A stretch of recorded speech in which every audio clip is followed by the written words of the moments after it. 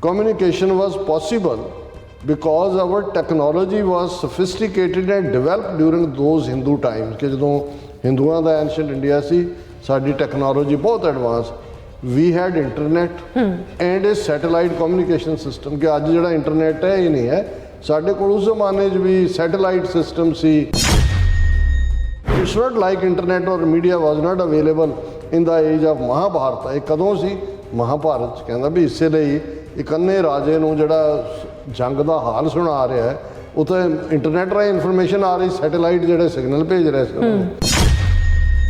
ਮੋਦੀ ਜੇ ਸਰਜਨਸ ਦੀ ਇੱਕ ਕਾਨਫਰੰਸ ਦੇ ਵਿੱਚ ਇਹ ਖੁੱਲ੍ਹੇਆਮ ਕਹਿੰਦਾ ਹੈ ਕਿ ਜੀ ਇਹ ਜਿਹੜੀ ਪਲਾਸਟਿਕ ਸਰਜਰੀ ਹੈ ਇਹ ਤਾਂ ਅਸੀਂ ਡਿਵੈਲਪ ਕੀਤੀ ਦੇਖੋ ਗਣੇਸ਼ ਇੱਕ ਜਿਹੜਾ ਸ਼ਿਵ ਦਾ ਪੁੱਤਰ ਉਹਦਾ ਸਿਰ ਲੱਥ ਜਾਂਦਾ ਅਤੇ ਉਸ ਦੇ ਉੱਤੇ ਹਾਥੀ ਦਾ ਸਿਰ ਲਾ ਦਿੱਤਾ ਇਹ ਸਾਡੇ ਸਰਜਨ ਹੀ ਇੰਨੇ ਕੁ ਐਡਵਾਂਸ ਸੀ ਕਿ ਵੀ ਉਹਨਾਂ ਨੇ ਸਰਜਰੀ ਕਰਤੀ ਉਹਨਾਂ ਦਾ ਹੀ ਇੱਕ ਹੈਲਥ ਮਿਨਿਸਟਰ ਇਹ ਕਹਿੰਦਾ ਹੈ ਕਿ ਜੀ ਇਹ ਜਿਹੜਾ ਜੇ ਹੁਣੇ ਹੁੰਦਾ ਸੀ ਸਵਾਲ ਉੱਠਦਾ ਵੀ ਕੌਰਵ ਦੇ 100 ਭਰਾ ਕਿੱਦਾਂ ਜੰਮ ਪਏ ਵੀ ਕਿੰਨੀਆਂ 20 ਹੋਣ ਇੱਕੋ ਜੋ ਕਿਵੇਂ ਉਹਨੇ ਕਿਹਾ ਜੀ ਨਹੀਂ ਇਹ ਟੈਸਟ ਟਿਊਬ ਬੇਬੀਜ਼ ਦਾ ਬਹੁਤ ਬਾਅਦ 'ਚ ਆਈਆਂ ਸਾਡੀ ਤਾਂ ਉਹ ਟੈਕਨੋਲੋਜੀ ਸੀ ਕਿ ਉਹ ਗਮਲਿਆਂ ਦੇ ਵਿੱਚ ਵੀ ਜਿਹੜਾ ਬੱਚੇ ਪੈਦਾ ਕੀਤੇ ਜਿਵੇਂ ਪਲਾਂਟ ਪੈਦਾ ਕੀਤੇ ਜਾਂਦੇ ਨੇ ਗਮਲਿਆਂ ਇੱਕ ਜੱਜ ਜਿਹੜਾ ਵੱਡੇ ਕੋਰਟ ਦਾ ਰਿਟਾਇਰ ਹੋਇਆ ਉਹਨੇ ਕਿਹਾ ਜੀ ਅਸੀਂ ਜਿਹੜਾ ਨੈਸ਼ਨਲ ਬਰਡ ਮੋਰ ਇਸ ਲਈ ਰੱਖਿਆ ਔਰ ਉਹਨੇ ਕਿਹਾ ਬ੍ਰਹਮਚਾਰੀਆ ਇੰਨਾ ਇੰਪੋਰਟੈਂਟ ਹੈ ਕਿ ਉਹ ਮੋਰਨੀ ਕਦੇ ਕੋਪੂਲੇਟ ਕਰਦਾ ਹੀ ਨਹੀਂ ਹੈ ਔਰ ਉਹਨਾਂ ਦੇ ਜਿਹੜੇ ਵਿਰਾਗ ਦੇ ਅਥਰੂ ਨਿਕਲਦੇ ਨੇ ਰੋ ਕੇ ਉਹਦੇ ਨਾਲ ਹੀ ਉਹ ਮੋਰਨੀ ਪ੍ਰੈਗਨੈਂਟ ਹੋ ਜਾਂਦੀ ਹੈ ਔਰ ਇਹ ਮਤਲਬ ਹੁਣ ਇਹ ਇੱਕ ਜੱਜ ਕਹਿ ਰਿਹਾ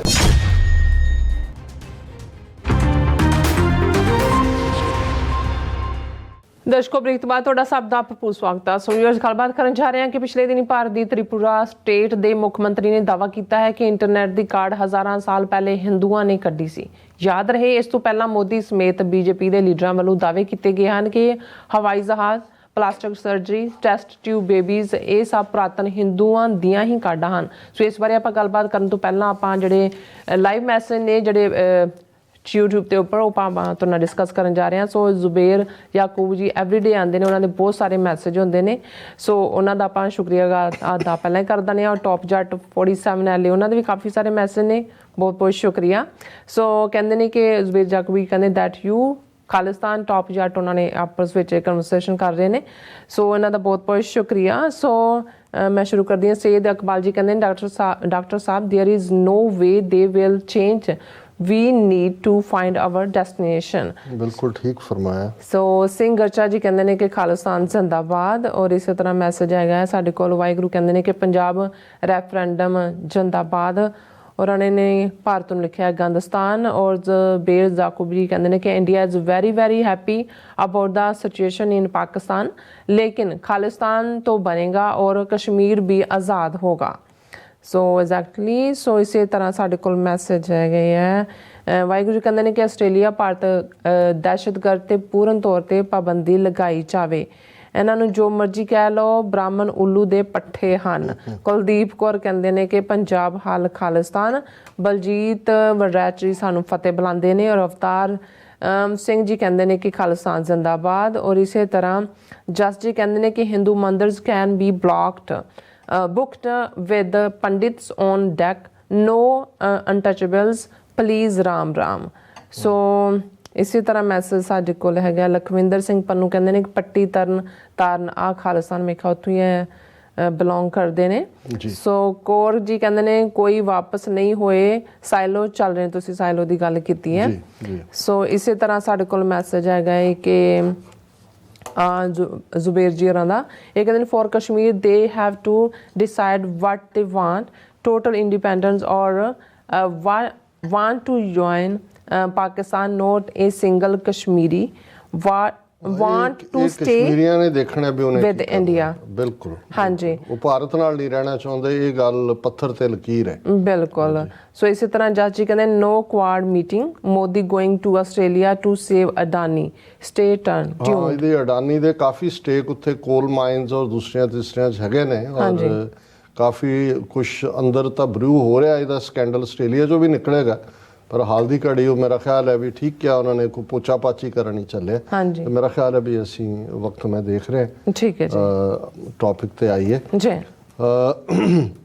ਦੇਖੋ ਜਿਹੜੇ ਲੋਕ ਜਿਹੜੀਆਂ ਆਈਡੀਓਲੋਜੀਜ਼, ਜਿਵੇਂ ਜਦੋਂ ਅਸੀਂ ਨਾਜ਼ੀ ਲਾਈਕ ਆਈਡੀਓਲੋਜੀ ਦੀ ਗੱਲ ਕਰਦੇ ਹਾਂ, ਨਾਜ਼ੀਆਂ ਨੇ ਵੀ, ਕਿਉਂਕਿ ਜਰਮਨ ਫਸਟ ਵਰਲਡ ਵਾਰ 'ਚ ਹਿਊਮੀਲੇਟ ਵੀ ਹੋਇਆ, ਜਿਹੜੀ ਟ੍ਰੀਟੀ ਵੀ ਹੋਈ ਹਿਊਮੀਲੇਟਿੰਗ ਸੀ, ਥੱਲੇ ਨੂੰ ਜਾ ਰਿਹਾ ਸੀ। ਸੋ ਉਹਨਾਂ ਨੇ ਵੀ ਜਿਹੜੀ ਆਪਣੀ ਆਈਡੀਓਲੋਜੀ, ਜਿਹੜੀ ਸੁਪਰ ਰੇਸ ਦੀ ਘੜੀ, ਉਹਦਾ ਮਤਲਬ ਹੀ ਇਹ ਸੀ ਕਿਉਂਕਿ ਉਹਨਾਂ ਦਾ ਕਿਸੇ ਜ਼ਮਾਨੇ 'ਚ ਪ੍ਰਸ਼ੀਅਨ ਐਮਪਾਇਰ, ਇੱਕ ਪਰਸ਼ੀਆ ਈਰਾਨ ਨੂੰ ਪ੍ਰਸ਼ੀਅਨ ਐਮਪਾਇਰ ਸੀ, ਔਰ ਉਹਨਾਂ ਨੂੰ ਇਸੇ ਵੀ ਦੇਖੋ ਸਾਡੀ ਗ੍ਰੇਟਨੈਸ ਕਿੰਨੀ ਸੀ। ਸੋ ਉਹਨਾਂ ਨੂੰ ਵੀ ਕੋਈ ਵਿਕਟਮ ਚਾਹੀਦਾ ਸੀ ਜਿਹਨੂੰ ਉਹ ਵਿਕਟਮਾਈਜ਼ ਕਰਦੇ ਕਿ ਜੀ ਇਹਦੀ ਵਜ੍ਹਾ ਕਰਕੇ ਸਾਡਾ ਮਾੜਾ। ਉਹ ਉਹਨਾਂ ਨੇ ਯਹੂਦੀਆਂ ਨੂੰ ਬਣਾਇਆ, ਦੂਜਿਆਂ ਨੂੰ ਬਣਾਇਆ ਵੀ ਇਹ ਬੋਝ, ਇਹ ਰਲੇ ਹੋਏ, ਇਹ ਟ੍ਰੇਟਰ ਔਰ ਇਹ ਫਲਾਣਾ ਔਰ ਢਿਮਕਾ। ਔਰ ਨਾਜ਼ੀ ਰੇਸ ਦੀ ਸੁਪੀਰੀਅਰਿਟੀ ਉਹਦੇ ਲਈ ਉਹਨਾਂ ਨੇ ਬਾਕੀ ਰੇਸਿਸ ਨੂੰ, ਇਨਫੀਰੀਅਰ ਜਿਪਸੀਆਂ ਨੂੰ, ਕਾਲਿਆਂ ਨੂੰ, ਦੂਸਰਿਆਂ ਨੂੰ ਕਰਨ ਦੇ ਲਈ ਰਿਸਰਚਿਸ ਵੀ ਕਰਵਾਈਆਂ। ਔਰ ਇਹ ਗੱਲ ਕੱਲੀ ਇਹ ਨਹੀਂ ਵੀ ਨਾਜ਼ੀ ਪਾਰਟੀ ਦੇ ਤਾਂ 6 ਮਿਲੀਅਨ ਹੀ ਮੈਂਬਰ ਸੀ, ਲੇਕਿਨ 60 ਮਿਲੀਅਨ ਜਰਮਨਾਂ ਨੂੰ ਉਹਨਾਂ ਨੇ ਕਨਵਿੰਸ ਕਰਵਾ ਦਿੱਤਾ ਹੈ ਕਿ ਸੱਚਮੁੱਚ ਤੁਸੀਂ ਸੁਪੀਰੀਅਰ ਰੇਸ ਹੋ, ਤੁਹਾਡੀ ਜੋ ਵੀ ਬਦਹਾਲੀ ਮੰਦਹਾਲੀ ਹੈ ਉਹਦਾ ਕਾਰਨ ਇਹ ਯਹੂਦੀ ਔਰ ਦੂਜੇ ਨੇ, ਔਰ ਇਹਨਾਂ ਦਾ ਸਫਾਇਆ ਕਰੋ। ਹੁਣ ਇਸੇ ਚੋਂ ਹੀ, ਔਰ ਜਿਉਂ-ਜਿਉਂ ਥੋੜ੍ਹਾ ਬਹੁਤ ਉਹਨਾਂ ਦੀ ਤਰੱਕੀ ਹੋ ਰਹੀ ਸੀ, ਉਹ ਵੀ ਖੁਸ਼ ਸੀ। ਦੇਖੋ ਜੀ ਕਿਵੇਂ ਹੁਣ ਹਿੰਦੂਤਵਾ ਜਿਹੜੀ ਫੇਕ ਆਈਡੀਓਲੋਜੀ ਸਾਵਰਕਰ ਨੇ, ਲਾਜਪਤ ਰਾਏ ਨੇ, ਔਰ ਬਾਅਦ ਦੇ ਵਿੱਚ ਅਸੀਂ ਦੇਖਦੇ ਹਾਂ ਕਿ ਹੈਡਗਵੇਅਰ, ਗੋਲਵਲਕਰ, RSS ਫਾਰਮ 'ਚ ਆਉਂਦੀ ਹੈ ਦਿੱਤੀ, ਉਹਦੇ 'ਚ ਬਾਕੀਆਂ ਨੂੰ ਇਹ ਇੱਕ ਨਸ਼ਾ ਦੇਣ ਲਈ ਕਿ ਪ੍ਰਾਚੀਨ ਭਾਰਤ, ਐਂਸ਼ੈਂਟ ਇੰਡੀਆ, ਉਹਦਾ ਬੜਾ ਗੌਰਵ ਸੀ, ਉਹ ਬਹੁਤ ਐਡਵਾਂਸਡ ਸੀ, ਉਹਦੇ ਕੋਲ ਸਭ ਕੁਝ ਸੀ। ਔਰ ਤੁਸੀਂ ਇਹ ਦੇਖੋਗੇ ਕਿ ਵੀ ਕਿਉਂਕਿ ਇਹਨਾਂ ਨੂੰ ਜਦੋਂ ਕਿ ਅਸੀਂ ਜਦੋਂ ਰਿਚਮੰਡ ਹਿਲ 'ਚ ਮੈਂ ਪ੍ਰੈਜੈਂਟੇਸ਼ਨ ਦਿੱਤੀ, ਮੈਂ ਕਿਹਾ ਬਹੁਤ ਵਾਰ ਅਸੀਂ, ਕਿਉਂਕਿ ਮੁਹੰਮਦ ਬਿਨ ਕਾਸਮ ਤੋਂ ਸ਼ੁਰੂ ਹੁੰਦਾ ਹੈ ਇਸਲਾਮ ਨੂੰ ਮੰਨਣ ਵਾਲਿਆਂ ਦਾ ਹਮਲਾ, ਤੇ 800 ਸਾਲ ਹੀ ਕਿਹਾ ਜਾਂਦਾ ਹੈ ਮੁਹੰਮਦ ਬਿਨ ਕਾਸਮ ਟੂ ਲਾਸਟ, ਜਿਹੜਾ ਜਦੋਂ ਅਸੀਂ ਪੰਜਾਬ ਦੇ ਵਿੱਚ ਜਿਹੜਾ ਬਾਬਾ ਬੰਦਾ ਸਿੰਘ ਬਹਾਦਰ ਦੀ ਵਿਕਟਰੀ ਦੀ ਗੱਲ ਕਰਦੇ ਹਾਂ, 1700 ਜਿਹੜਾ ਉਹ ਉਸ ਪੀਰੀਅਡ ਦੇ ਵਿੱਚ 1699 'ਚ ਖਾਲਸਾ ਪੰਥ ਦੀ ਸਾਜਨਾ ਹੁੰਦੀ ਹੈ, 1710 ਦੇ ਵਿੱਚ ਪਹਿਲਾ ਸਿੱਖ ਰਾਜ ਬਣਦਾ। ਸੋ ਬਹੁਤ ਵਾਰੀ 8ਵੀਂ ਤੋਂ 18ਵੀਂ ਸਦੀ ਤੱਕ 800 ਸਾਲ, 900, ਕੋਈ 1000 ਵੀ ਉਹਨੂੰ ਕਾਊਂਟ ਕਰ ਦਿੰਦਾ ਹੈ। ਹਾਲਾਂ ਪੱਕਾ ਜਿਹੜਾ ਉਹ ਤਾਂ ਆਇਆ ਮੁਹੰਮਦ ਬਿਨ ਕਾਸਿਮ ਮੁਲਤਾਨ ਸਿੰਧ ਤੱਕ, ਫਿਰ ਅਹਿਮਦ ਸ਼ਾਹ ਜਿਹੜਾ ਮਹਿਮੂਦ ਗਜ਼ਨਵੀ, ਉਹ ਵੀ ਹਮਲਾਵਰ ਸੀ, ਉਹਨੇ ਕਬਜ਼ਾ ਨਹੀਂ ਕੀਤਾ, ਲੁੱਟ ਖਸੁੱਟੀ ਕਰਦਾ ਰਿਹਾ। ਮੁਹੰਮਦ ਗੌਰੀ ਤੋਂ ਬਾਅਦ ਫਿਰ ਪਰਮਾਨੈਂਟ ਕਬਜ਼ਾ ਹੋਇਆ।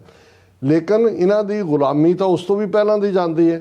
ਸਿਕੰਦਰ, ਹੂਨ, ਕਿੰਨੇ ਆਏ, ਕੌਣ ਸੀ, ਕਿਹੜਾ ਗੌਰਵ ਇਹਨਾਂ ਦਾ। ਜਿਹੜਾ ਪੀਰੀਅਡ ਥੋੜ੍ਹਾ ਬਹੁਤ ਬੁੱਧ ਪੀਰੀਅਡ ਹੈ, ਬੁੱਧ ਕਾਲ 700-800 ਸਾਲ ਦਾ, ਜਿਹਦੇ 'ਚ ਅਸ਼ੋਕਾ ਵਰਗਾ ਰਾਜਾ ਹੋਇਆ, ਜਾਂ ਉਹ ਪਾਰਟ ਹੈ ਜਿਹਨੂੰ ਤੁਸੀਂ ਥੋੜ੍ਹਾ ਬਹੁਤ ਕਹਿ ਸਕਦੇ ਹੋ ਕਿ ਵੀ ਗਲੋਰੀਅਸ ਟਾਈਮ ਸੀ ਉਸ ਖਿੱਤੇ ਦਾ। ਲੇਕਿਨ ਇਹਨਾਂ ਨੇ ਕਿਉਂਕਿ ਨਾਜ਼ੀ ਲਾਈਕ ਆਈਡੀਓਲੋਜੀ ਹਿੰਦੂਤਵਾਦੀ ਲਾਗੂ ਕਰਨੀ ਹੈ, ਔਰ ਇਹ ਜਿਹੜਾ ਇਹਨਾਂ ਨੇ ਆਪਣੇ ਝੂਠੇ ਮਾਈਥੋਲੋਜੀ ਨੂੰ ਹਿਸਟਰੀ ਬਣਾਉਣ ਵਾਲਿਆਂ ਤੋਂ ਲਿਖਵਾਇਆ ਕਿ ਪ੍ਰਾਚੀਨ ਭਾਰਤ ਬਹੁਤ ਗੌਰਵਸ਼ਾਲੀ ਸੀ।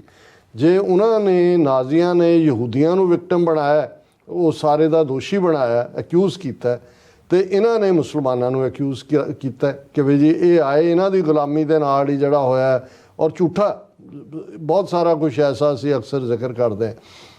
ਔਰ ਇਹ ਨਹੀਂ ਹੈ ਕਿ ਵੀ ਇਹ ਸਿਰਫ ਇਹਨਾਂ ਦੇ ਇਤਿਹਾਸਕਾਰਾਂ ਤੱਕ ਇਹਨਾਂ ਨੇ ਮਹਿਦੂਦ ਰੱਖਿਆ, ਖੁਦ ਕਹਿੰਦੇ ਵੀ ਨੇ ਪਬਲਿਕਲੀ ਵੀ। ਹੁਣ ਮੋਦੀ ਜੇ ਸਰਜਨਸ ਦੀ ਇੱਕ ਕਾਨਫਰੰਸ ਦੇ ਵਿੱਚ ਇਹ ਖੁੱਲ੍ਹੇਆਮ ਕਹਿੰਦਾ ਹੈ ਕਿ ਜੀ ਇਹ ਜਿਹੜੀ ਪਲਾਸਟਿਕ ਸਰਜਰੀ ਹੈ ਇਹ ਤਾਂ ਅਸੀਂ ਡਿਵੈਲਪ ਕੀਤੀ। ਦੇਖੋ ਗਣੇਸ਼, ਇੱਕ ਜਿਹੜਾ ਸ਼ਿਵ ਦਾ ਪੁੱਤਰ, ਉਹਦਾ ਸਿਰ ਲੱਥ ਜਾਂਦਾ ਤੇ ਉਸ ਦੇ ਉੱਤੇ ਹਾਥੀ ਦਾ ਸਿਰ ਲਾ ਦਿੱਤਾ। ਇਹ ਸਾਡੇ ਸਰਜਨ ਹੀ ਇੰਨੇ ਕੁ ਐਡਵਾਂਸ ਸੀ ਕਿ ਵੀ ਉਹਨਾਂ ਨੇ ਸਰਜਰੀ ਕਰਤੀ।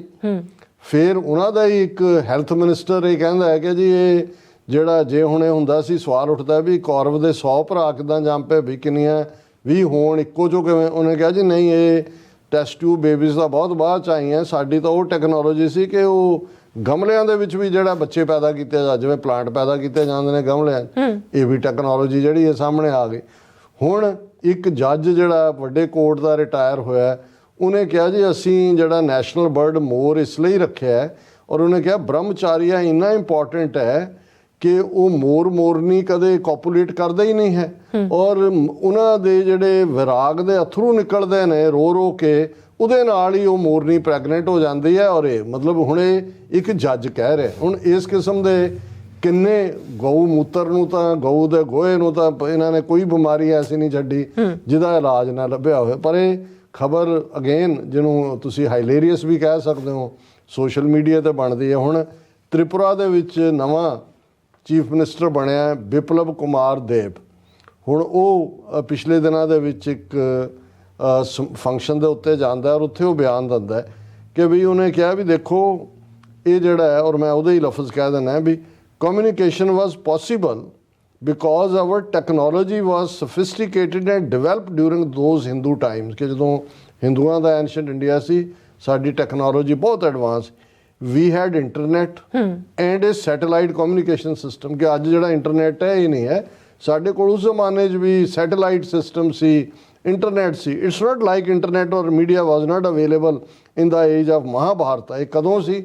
ਮਹਾਭਾਰਤ 'ਚ। ਕਹਿੰਦਾ ਵੀ ਇਸੇ ਲਈ ਇੱਕ ਅੰਨੇ ਰਾਜੇ ਨੂੰ ਜਿਹੜਾ ਜੰਗ ਦਾ ਹਾਲ ਸੁਣਾ ਰਿਹਾ ਹੈ, ਉੱਥੇ ਇੰਟਰਨੈਟ ਰਾਹੀਂ ਇਨਫੋਰਮੇਸ਼ਨ ਆ ਰਹੀ, ਸੈਟੇਲਾਈਟ ਜਿਹੜੇ ਸਿਗਨਲ ਭੇਜ ਰਹੇ ਸੀ ਉਹਨਾਂ ਨੂੰ।